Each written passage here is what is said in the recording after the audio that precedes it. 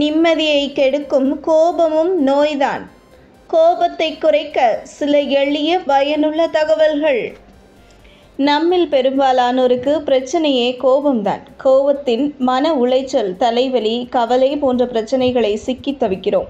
கோபத்தில் பலரும் வாழ்க்கையை இழந்து விடுகின்றனர். நம்மளை அறியாமல் வரும் கோபத்தை குறைக்க எளிய பயனுள்ள சில வழிமுறைகளை பார்க்கலாம் வாங்க. இது ஹெல்த் டிப்ஸ் வித் செய்தி புனல். முதலில் நாம் அனைவரும் புரிந்து கொள்ள வேண்டிய விஷயம், கோபம் உணர்வு மட்டுமல்ல, அது நோயும் கூட. மனிதனாக பிறந்த ஒவ்வொருவரும் கோபத்தை வெளிப்படுத்த வேண்டும். ஆனால் அந்த கோபம் நியாயமுள்ள கோபமாக இருக்க வேண்டும். தேவையில்லாத இடத்திலும் தேவையில்லாத விஷயத்திலும் கோபம் வருவதை குறைப்பது நமக்கும் நம்மை சுற்றியுள்ள அனைவருக்கும் நல்லது.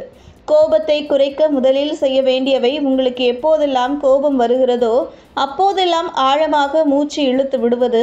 மெதுவாக விடுங்கள். அது உங்கள் உடல் மற்றும் மனதை சமநிலைக்கு கொண்டு வர உதவும். கோபத்தின் உண்மையான காரணத்தை தெரிஞ்சுக்கிட்டு புரிஞ்சுக்குங்க. கோபம் ஏன் வருகிறது என்பதை சிந்திக்க வேண்டும். பலமுறை கோபம் நேரடியான பிரச்சனையை மறைக்கவும் கூடும். சிறு இடைவெளி எடுக்கவும். கோபம் உண்டாகும் சூழ்நிலையிலிருந்து சிறு நிமிடங்கள் விலகி மனதுக்கு ஓய்வு கொடுக்கலாம். நேர்மறை சிந்தனையை உருவாக்குதல் மாந்திரீகமாக செயல்படும். மனதை நல்ல விஷயங்களில் செலுத்துங்கள். இது உங்கள் கோபத்தை குறைக்க உதவும். உடற்பயிற்சி செய்து மன அமைதியை பெறலாம். நடைப்பயிற்சி, யோகா போன்ற உடல் உழைப்புகள் மனதிற்கு சற்று நேரம் ஓய்வை தரும். அதேபோல் வேறுதல் அல்லது சிரிப்பு மனதை நிம்மதியாக்கும். புத்தகங்கள் வாசித்தல், இசை கேட்குதல் அல்லது நகைச்சுவை நிகழ்ச்சிகளை பார்ப்பது மனதை மாற்றும். தியானம் செய்வது மன அமைதியை பெரிதும் மேம்படுத்தி கோபத்தை குறைக்க உதவும். இந்த வழிகளை தினசரி செய்து வந்தால் உங்கள் மன அமைதி நாளுக்கு நாள் வளர்ந்து கோபம் கட்டுப்பாட்டில் இருக்கும். உங்கள் பிரச்சனைகளும் கட்டுப்பாட்டில் இருக்கும்.